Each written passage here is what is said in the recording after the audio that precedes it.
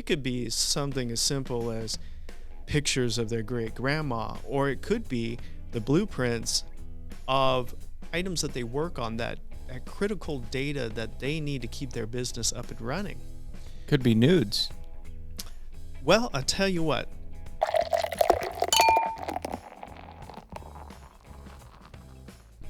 Alrighty, well, I have with me Stephen Bohling with eFence Security. Stephen Bohling with eFence Security. Welcome.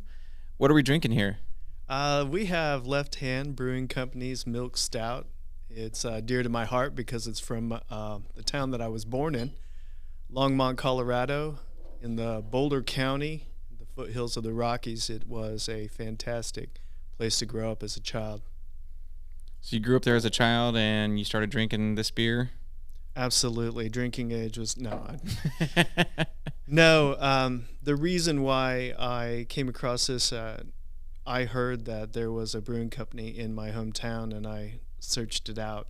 At that point, I did enjoy it. I think it's a fine brew. Check it out, Milk Stout, Left Hand Brewing Company, Longmont, Colorado. What is a milk stout? Do you know? It's a beer, and right now it's a free beer. That's all I know. There you go. That's enough for me to want to drink it. All right. Well, cheers, Stephen Bohling. Cheers. That's good stuff. It's tasty. That's very smooth, actually. Has a coffee notes to it. Coffee, it's dark, and I get flavors of chocolate. Mm-hmm. I can taste that as well. Very good. All righty. Well, we already know you're from Colorado, so what do you do for a living? I own a cybersecurity company here in Wichita, Kansas. You own a cybersecurity company. What does that mean? Cybersecurity is the security portion of your computing environment. What we do is stand watch and defend your computing environment against those who might want to infiltrate, threat vectors, vulnerabilities. We do all those things to protect you and your company. What made you end up where you are as a cybersecurity business owner? Well, that's a strange question to answer, but I'll give you the short one. I was in the Air Force working as a cybersecurity professional, and I realized right away there was a lot of talent that was being underutilized. I don't mean that in the sense that the Air Force wasn't doing a good job. What I do mean is that there was all this money spent on their training, and the public sector was woefully behind the curve in security. So we decided to start a new company, focus on cybersecurity, and do what we do for the military and intelligence, and do that same thing for the public sector.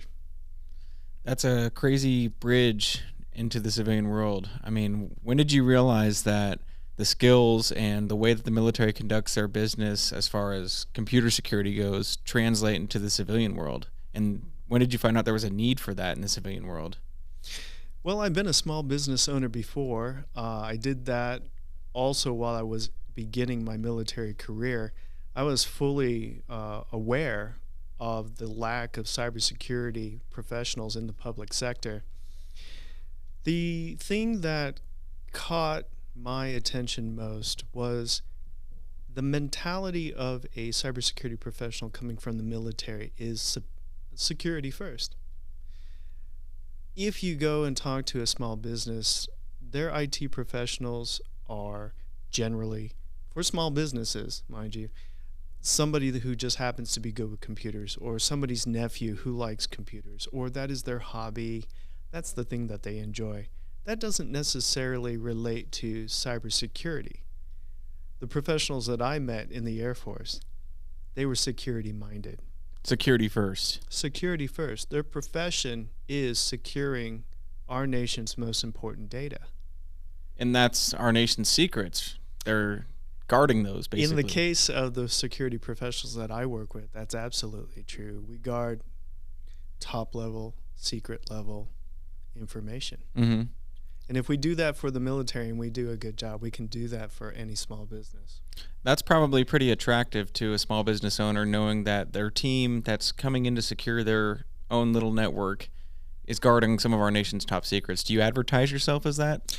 No, we don't want to cross a line with telling the clients that we are securing them like the Air Force or like our military does, because there's a big difference between what the Air Force can spend on security and what a small business can. However, there are two things that come with working with eFence that you would normally miss with a typical IT team. And the first one is integrity.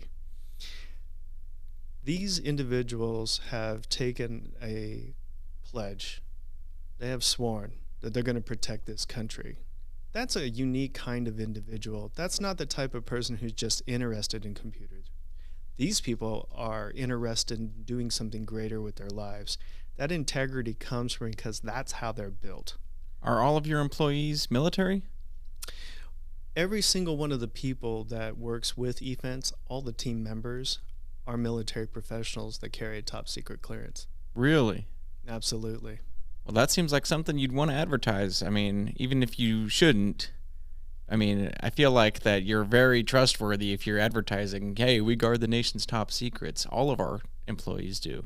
What we can say to our potential clients and the clients that we work with is that they're going to get the same level of professionalism on their security side as they would get if they were working with any of the top professionals in this intelligence realm. So you join the military, you learn cybersecurity and all of the skills that come with that. You meet people in the same career path as you in the military, and you make the jump to the civilian world because you see a need for it. What are some surprising things that you weren't expecting making that jump? Well, it wasn't much of a surprise, really. Truth be told, like I said before, I've been in small business for more than 20 some odd years. One of the things that you find in small business is the owners, the administrators, are wearing many hats. They're the person that is writing the checks and cleaning the toilets. They rarely have time for IT. And IT is generally whatever they can buy off the shelf with little or no thought process to what is really secure. They just get what they can get at the rate they can afford. So you said you were a small business owner before this. Was it computer related or IT related? Well, this is where the interview is going to get a little strange. Before I came to the Air Force and got into the cybersecurity world, I was a competitive ballroom dancer on the international circuit. Really? Absolutely. That's like a 180 if I've ever seen one. You know, to know me is to know that there's two sides of my brain. There's a very artistic side. There's a very analytical, logical side. And it's rare, I think, for one person to excel in both without one being the predominant side of them. For me, they seem to be in direct conflict at all times. Well, it's it seems like you're an entrepreneur at the heart. I mean, you've started your own business. I mean, all over the place, obviously. What's the similarities in between owning a small business in cybersecurity and ballroom dancing or whatever it is? You know, there's some lessons learned in any competitive sport. Ballroom competitive dancing is just that type of place. I had some wonderful coaches who taught me a lot about life and a lot about business. If you think of any competitive world, be it ballroom or be it hackers and defenders, there's always going to be a need for balance, a need for security, and that only comes from understanding who you're up against, what they're after, and how you can dominate them. So there were great lessons learned in ballroom dancing and owning that business that apply to your current cybersecurity business. Absolutely. Owning a small business is interesting. It's a bit unlike working for anybody, a large corporation, because there are times where you just have to make it work. There's There's no nobody to time. rely on or fall back on. Right. It's just you. And if something's working 80%, that might be what you need right then, and you will come at it, keep working at it, make it better till it's perfect, but you can't wait for perfection. Small business, you need to get it working as fast as you can because there's no time. What's the most important step in starting a small business? If you find a need for something and you want to give a product to the world, where do you even begin, and what's the most important thing people need to know?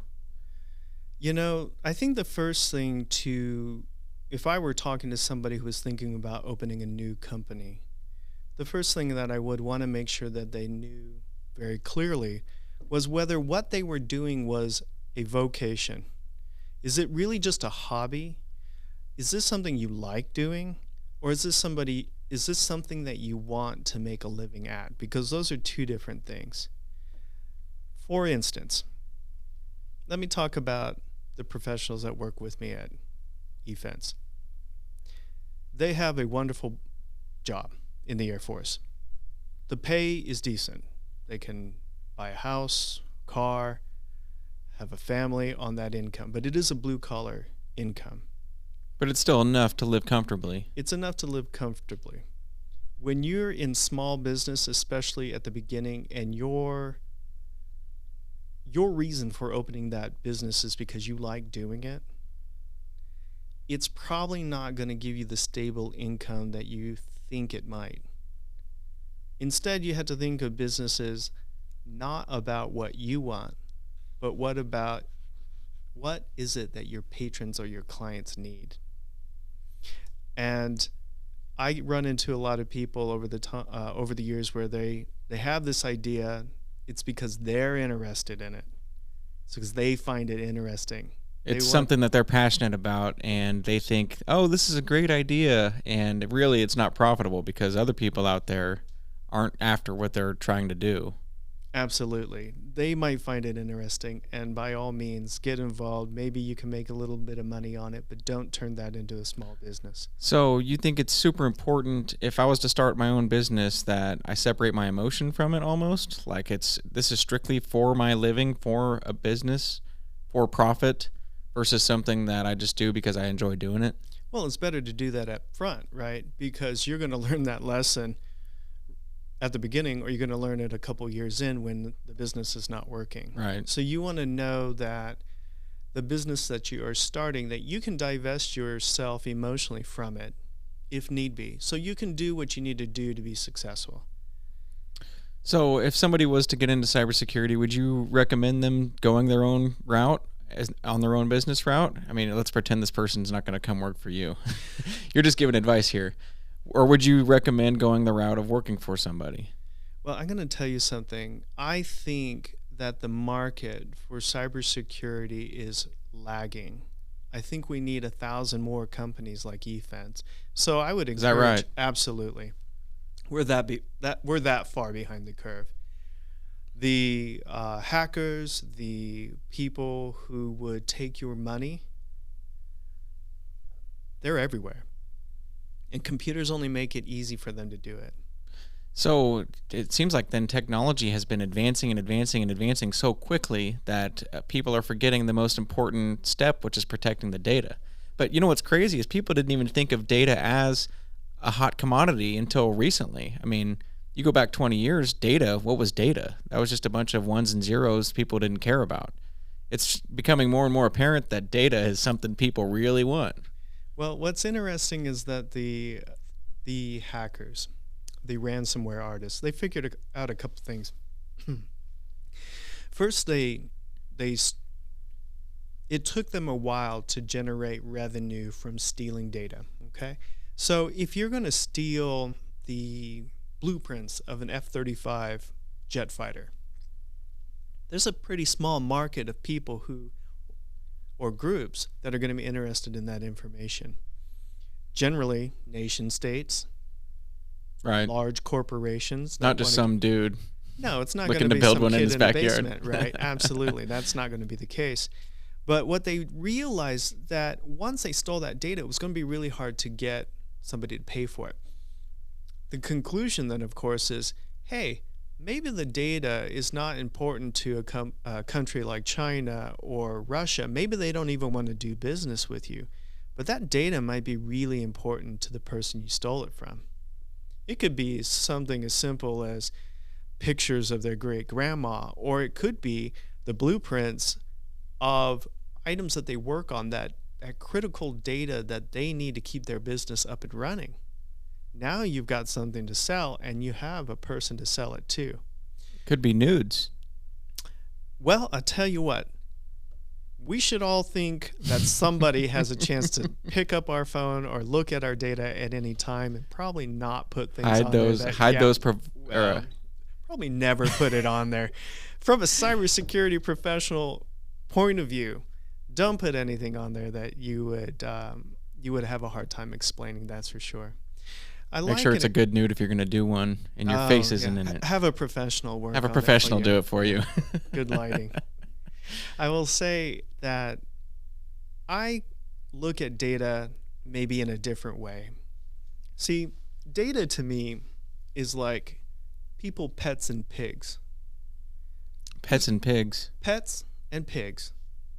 Pets and pigs. Yeah, absolutely. You want to hear how that plays out? Yeah, I do, because some people have pet pigs. I might offend those people in what I'm about ready to say. That's okay. So here's the thing. Some data you can deal without.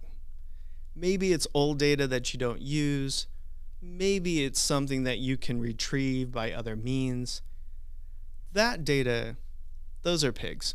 So the thing is, if a pig gets hurt or hurts its hip, guess what? You're having bacon for breakfast tomorrow. Damn right. But if your pet, your puppy dog, gets hurts its hip, you're probably going to take that puppy dog to the vet. You're going to spend a little money on that animal that's part of your family now. That's the data that you need. That's the data that you want to have around. That's your social security number or your bank account info. Yeah, you need to work day to day. You need that info.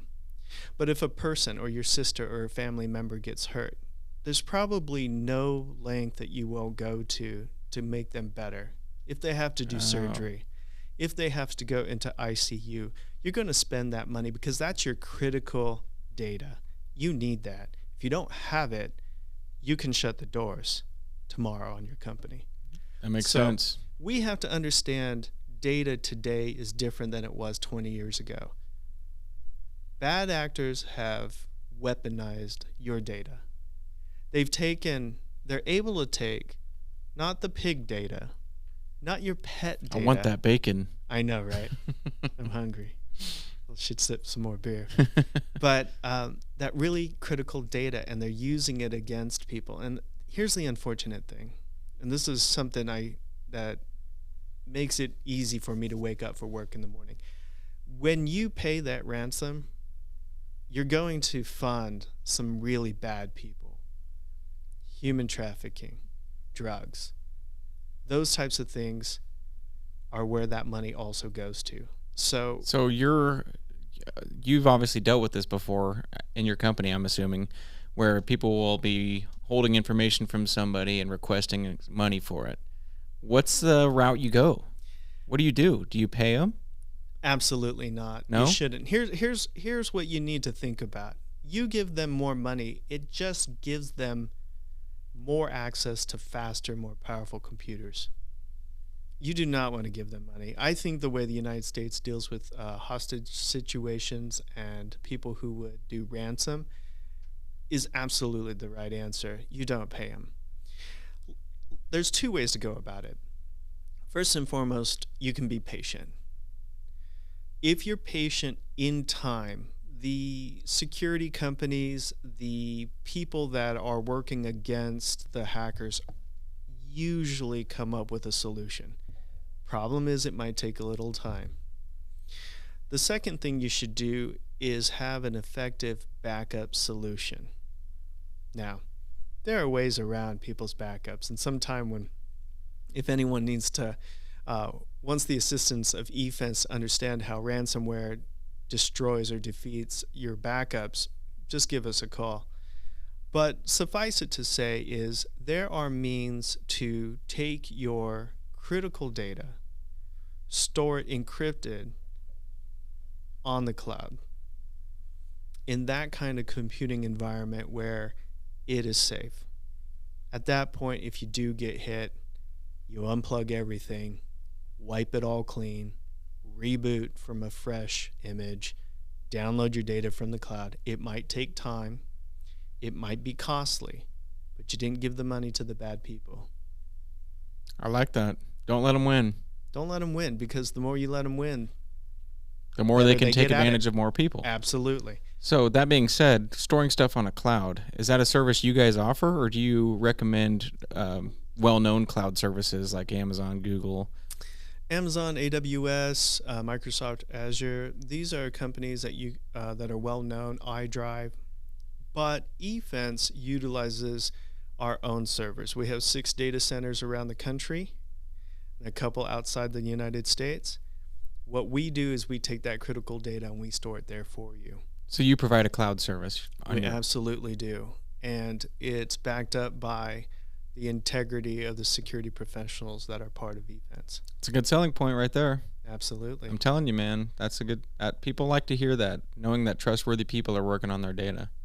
We have the team at eFence has no need for anyone's data. We have secure jobs with the military. We can, like I said before, buy a house, take care of our family on just that income alone. We are not doing cybersecurity for the public because we're trying to enrich ourselves. We're doing it because we have a bigger calling. That calling is to protect people. Mm-hmm. It doesn't matter if we're protecting the people of our country or protecting people that live in our country. That's a beautiful thing. Absolutely. That's a beautiful thing, having people out there like that. So you offer cloud services basically for these companies. What other services do you offer? Well, as it turns out, and this is something I didn't think about when I first started the company, my goal when I began was to secure the data, secure the small businesses, the life of our economy. Turns out that when you show up at the door because a consumer or a client wants security on their system, you're often going to find all the vulnerabilities that are already on their network. In turn, to secure their site, we have to plug up all the holes. We have found,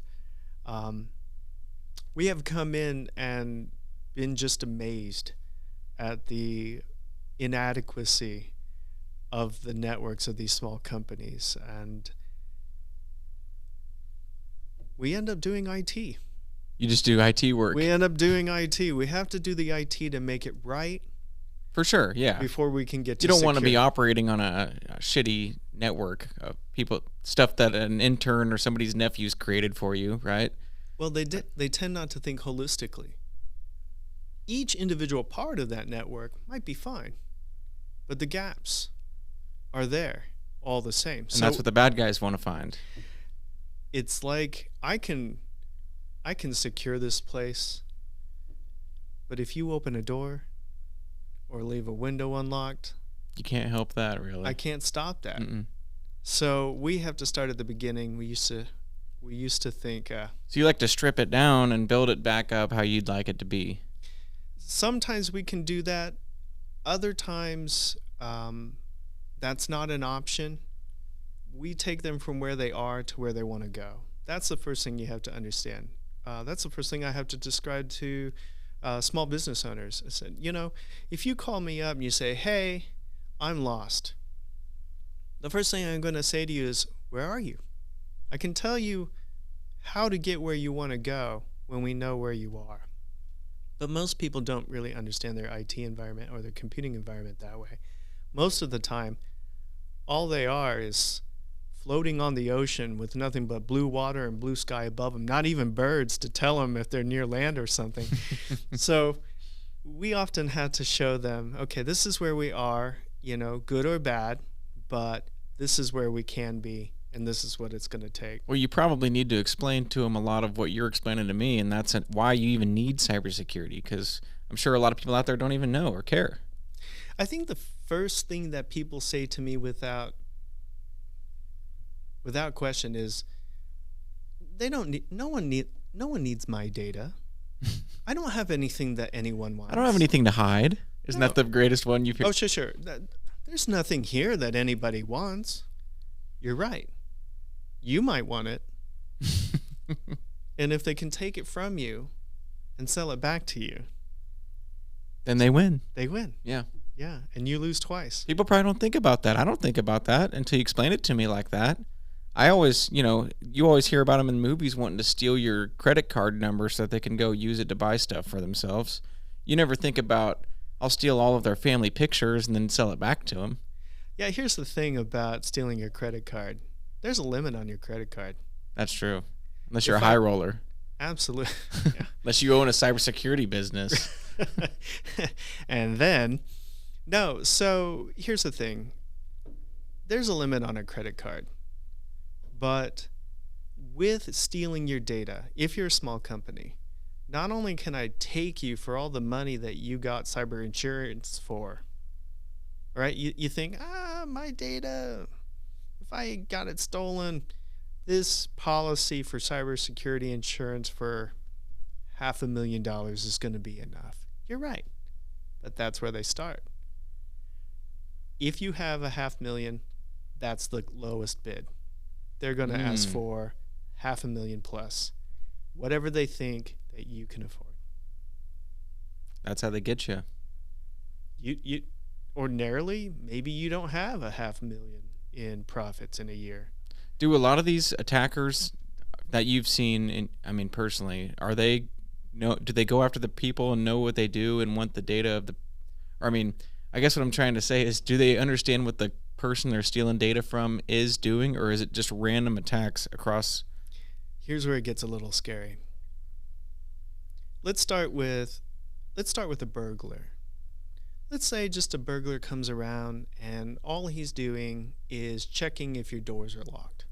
If your door is locked, he just moves on to the next house, and he just keeps doing that. Well, a computer program can do that at the speed of light or the speed of your network. Think about how many doors and locks. All they're going to do is send a command on a mission, right? Absolutely. They just send the program out to do the work, and they don't actually care which door is open, right? Because they're just going to steal your data. Therefore, for them, they don't care if they get a big company or small company, because it took almost no effort to get into your network. So are a lot of the fixes something simple? Like, if you were to use an analogy, locking your door on your house, is a lot of it that simple? Like on a network, from a network perspective, just locking something up, or maybe just encrypting something? Or is it usually a lot more sophisticated? I would say with the simple things, it's just that you had to be consistent. You had to consistently, every night, lock the doors. Your hygiene on the computing environment has to be consistent. You have to do all the security every day. You have to lock your computers. You have to use strong passwords. Those are the hygiene things that usually nip the small, easy to get in threat vectors. And that's probably what most of them are. So just taking simple steps like that could protect you from 90% of the attacks out there, right? Absolutely. Because an attacker doesn't really want to work that hard. Probably some dude just chilling in his basement, right? Well, I think that's the misconception, because that's what you always hear. Well, sure. My assumption early on was that some kid in a hoodie in his mom's basement, but the reality, this is going to blow your mind. This is a multi-billion-dollar industry. In 2019, it was $8 billion. $8 billion. Now, if you get ransomed, there's going to be a phone number for you to call. Would you believe it? If you call that phone number, there's going to be a help desk.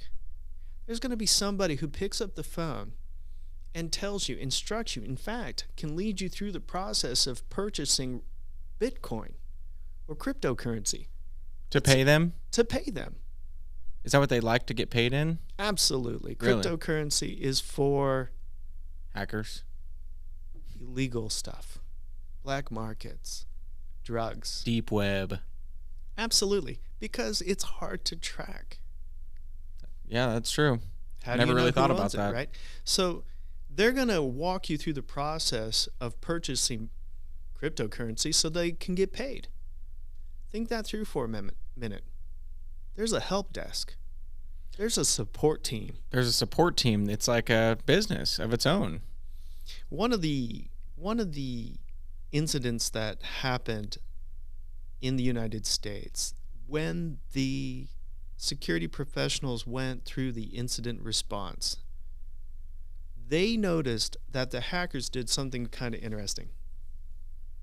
They clocked out at 5 o'clock on Friday and came back at 8 o'clock on Monday. Now you tell me something. If I'm a kid in my mom's basement and I'm waiting for a payday of $500,000, am I going to take the weekend off?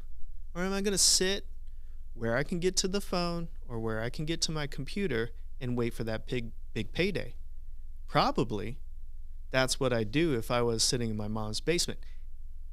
But if you're in your mom's basement, you probably don't even have a weekend. Every day's a weekend. Yeah. But if I'm some guy getting paid a salary, I want my weekend. I worked my week. I'm going to clock out at 5 o'clock and I'm going to enjoy the weekend. I'll come back on Monday. If you as the person who got ransomed has been calling me all weekend, I don't care. It doesn't make me any more money. I get paid a certain amount. Think that through for a moment. So a lot of these bad guys, what you're saying, are successful businessmen, it seems like, or businesswomen. It's an entire industry. It's an entire industry, like human trafficking. Where does that mean that there's somebody at the top or some group at the top, or are they individual gangs? Yes, to all those. What we find there are highly organized hacking teams, hacking groups, and even nation states. Think North Korea.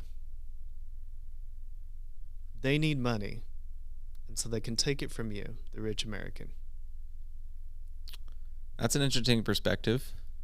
It's not just a perspective. It's what's It's going reality. on in the world right now. And we are so caught up in, and rightfully so, dealing with this global pandemic of COVID that we're not paying attention to the global pandemic, which is ransomware. So let me ask you this. Is this all stuff that you learned after you started your own business, or is this stuff that you learned before, or is it a combination of both? I mean, when did it really hit you that, holy shit, this is something much bigger than the average person knows it is? Well, we can't really talk about it that much, but the Air Force did open our eyes to what was going on in the world regarding hacking and persistent threats in the computing world. And that probably should have scared the living daylights out of me, but I knew that I was already going into the Air Force to start solving this problem. But I could only do it for the Air Force. I could only do it for our military. That's when I decided to go ahead and take this to the civilian population and do the same thing. So you already had an idea of this giant network of people out there committing ransomware. Absolutely. I will tell you that with more and more research, the truth gets scarier and scarier. I don't want to sell scary. So if people to my are clients. listening and want to go down the rabbit hole, it's going to freak them out. I would say don't do it. There's something interesting. Have you ever seen a monkey trap? Monkey trap? Yeah. No. So where they go to catch the monkey, so they have kind of this bowl-shaped trap. It's narrow at the top, kind of like a vase. What they do is they put something sweet, something that the monkey wants, inside the bowl part of this trap. Absolutely. Well, the monkey's going to stick their hand in, and it fits just fine. But once they grab what's inside and they make a fist and they try to pull their hand out, they can't get their own hand out of the trap. The key is the monkey would have to understand that and have to let go of that. Don't go down the rabbit hole.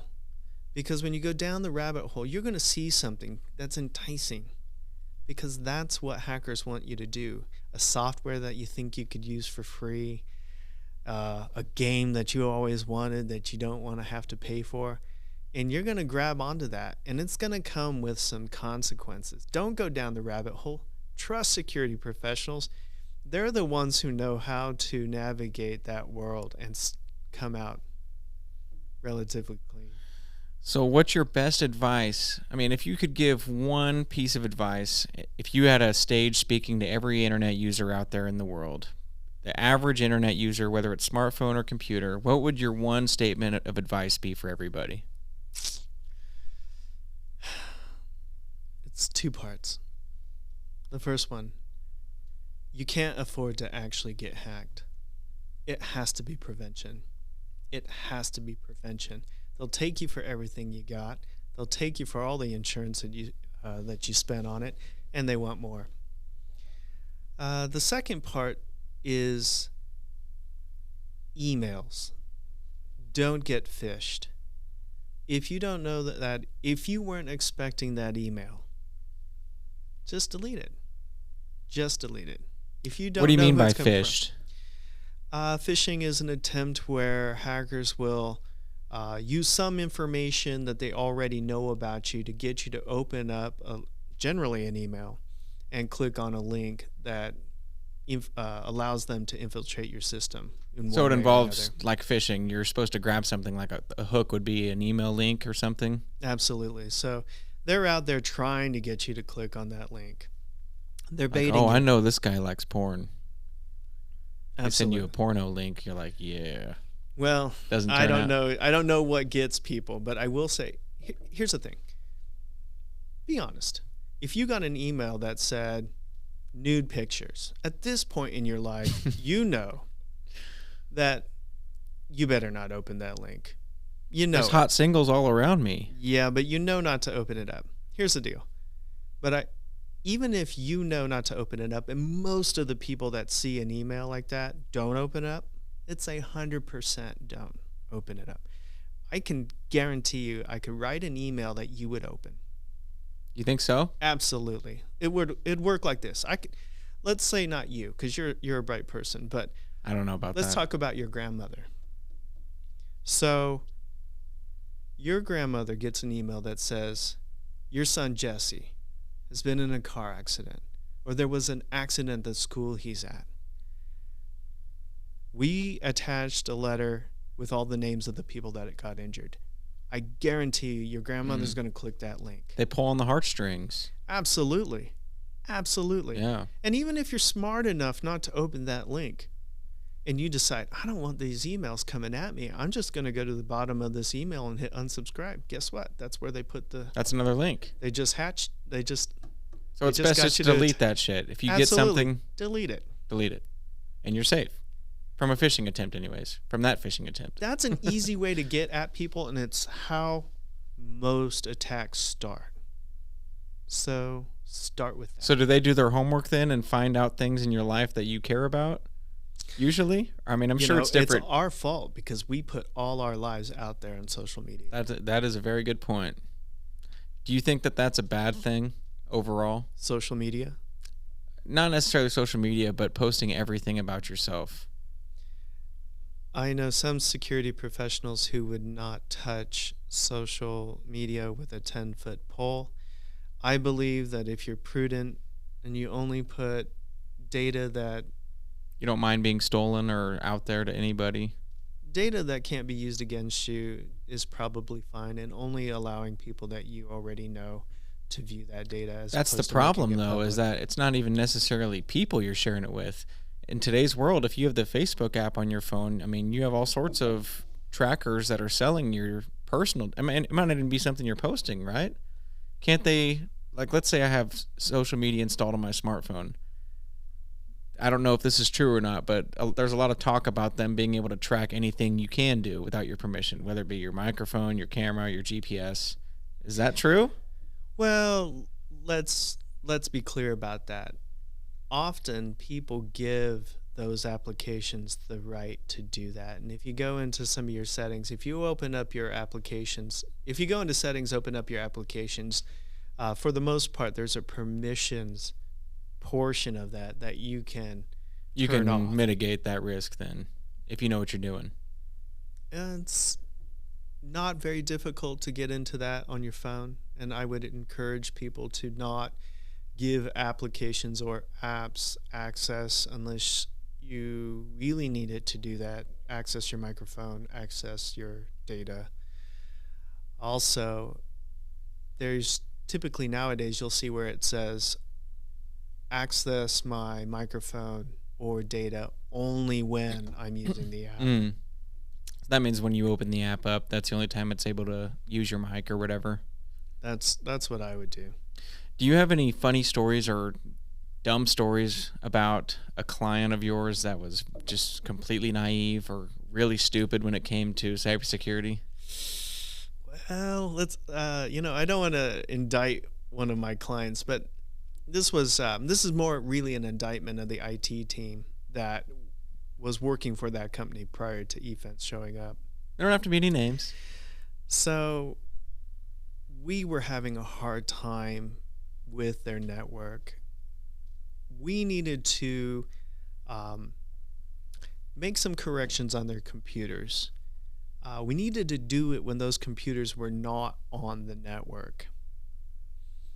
So there's a portion where we would take them off the network. We wanted to take them off the network, make our changes, fix what we needed to fix, and then re-add them to the network. Well, there was no documentation. This is often typical of clients. And there was one of the things that you have to add a computer to the network is the local box or the particular computer's administrator password. Well, it wasn't written down anywhere. They didn't know it.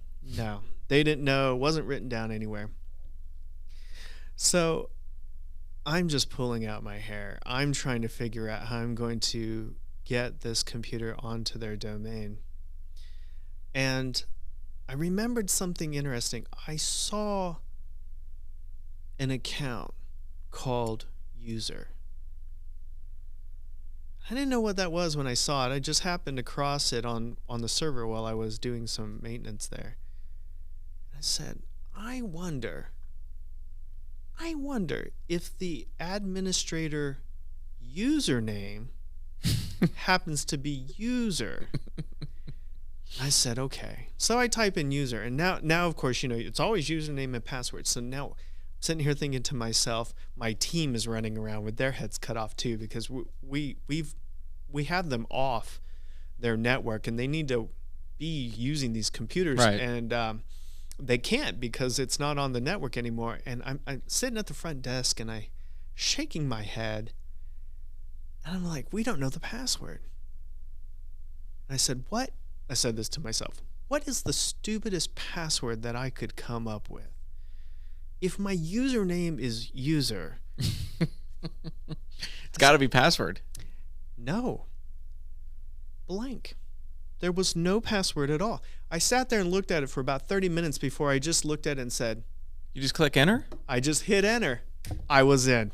You're shitting me. I shit you not. So when it comes to computers, you have an administrator and a user, and they named their administrator User. And then no just password. Click enter. And then enter. We were running around with our heads cut off for trying to figure out how to get this back on the domain. And once we realized that not only was that that particular computer's username, it was every computer in that company. That's just lovely, isn't it? It was lucky for us that we guessed it. That's something so easy and dumb that a hacker might not even guess. They're like, there's no way. I mean, look at you. You're a cybersecurity professional, and you're like, there's no way. There's no way. There's no way that's the admin. Yeah, I'm sure you come across some big dummies out there. I mean, I don't want to call anybody out, no. But the reality is, we are good at using computers. We are not good at securing computers. That's why people need professionals. Agreed. Agreed. You've got me convinced, man. You've got me convinced. What's a normal day like for a cybersecurity professional? Well, it's different for me because I'm the owner, but I should say that I have a business partner. His name's Kevin Campbell. He's fantastic. he's the silent partner that makes everything run and hum. But it's a little different for me as the owner. The team, their typical business day is infrastructure, hardware, software. Almost every day. It's going to be some mix of those three things. They do all three of them? Well, it's all integrated, isn't it? The software runs on the hardware. The hardware is what they use to interface with the software. So it's going to be that every single day. Is that the case for every cybersecurity professional or just specific to you guys? Well, cybersecurity is a pretty big umbrella term. And the reality is our focus is prevention.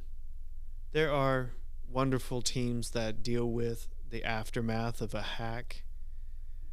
Truth be told, I don't want to live in that world. That's bad, yeah. If we're It's almost like health of the human body. It's better to prevent it living a healthy lifestyle than it is to try to fix something that you've abused for years and years. The thing with our body is that it's our own body. Sometimes we feel like working out, sometimes we don't. But in a computing environment, in a small company, often that is the lifeblood. And if you don't take care of it, it'll be the threat.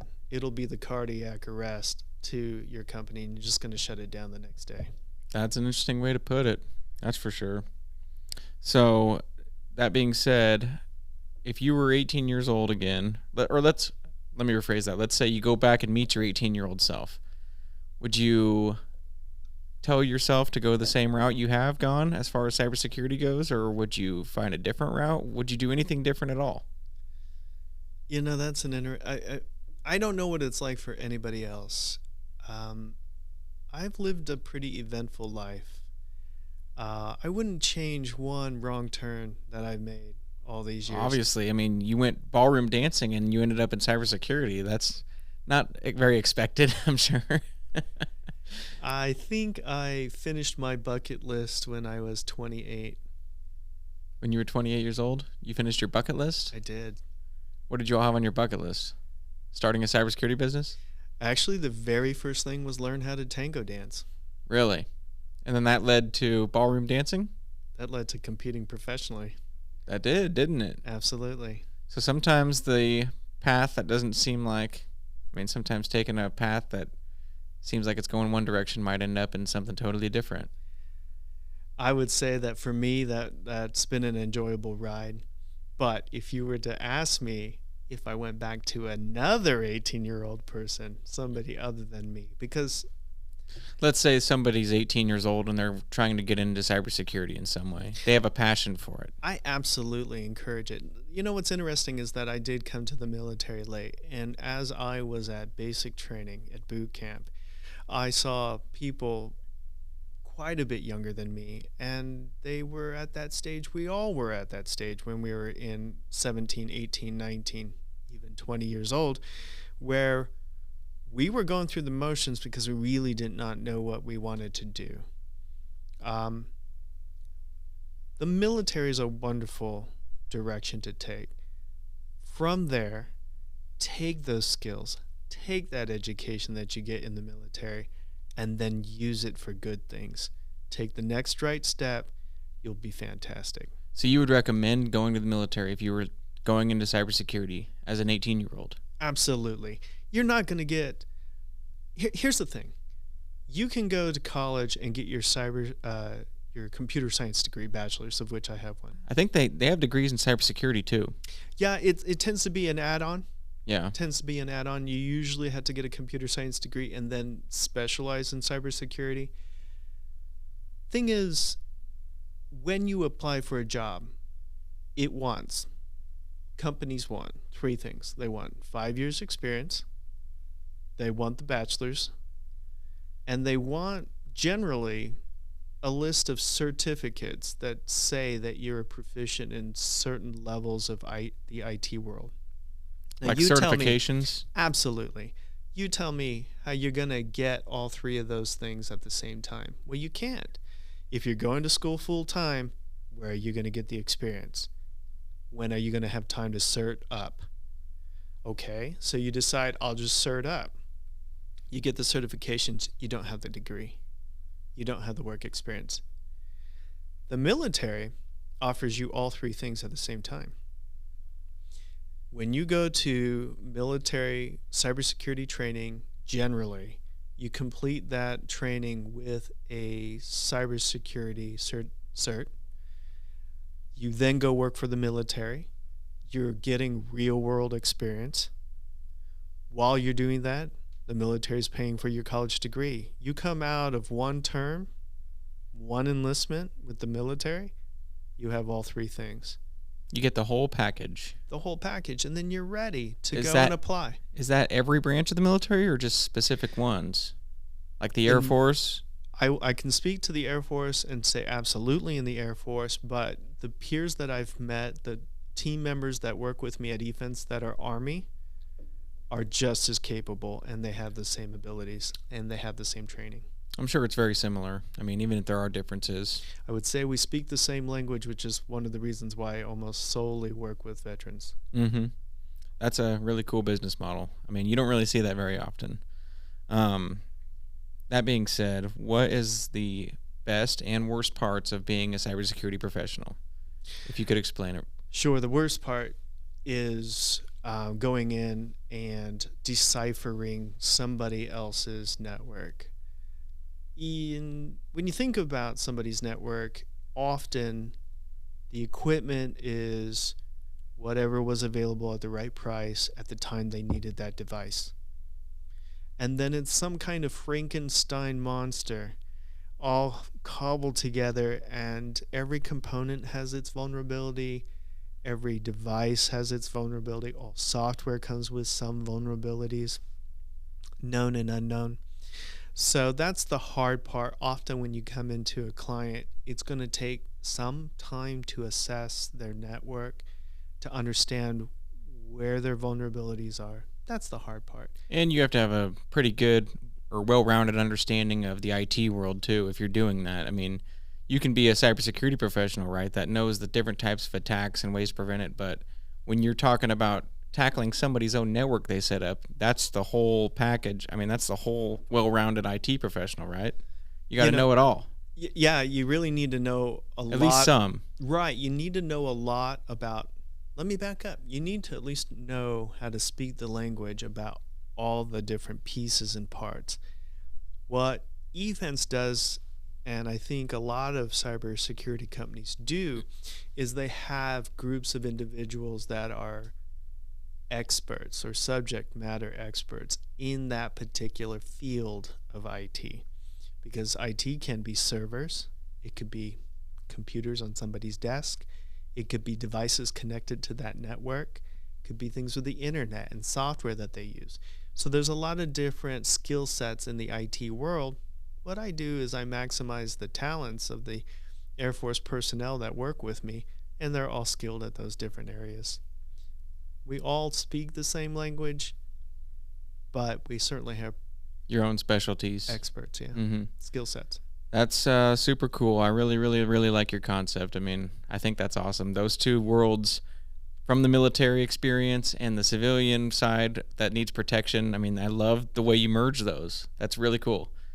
Congrats on starting your own business. I hope that everything works out for you and wish you the best. You want to tell everybody what your business name is and where to find you? Absolutely. We're located here in Wichita, Kansas, eFence Security. You can give us a call. Our phone numbers are posted on the website, eFenceSecurity.com. You can even contact us through the webpage, and we'll be in contact with you directly. And that's EFENCE, right? That's correct. EFENCE. Not defense. Indeed. It's eFence, like a fence around your computing environment. Oh. eFenceSecurity.com. Very nice. Thank you so much, Steven, for coming on today. I really enjoyed the beer and the conversation. And cheers, brother. Cheers.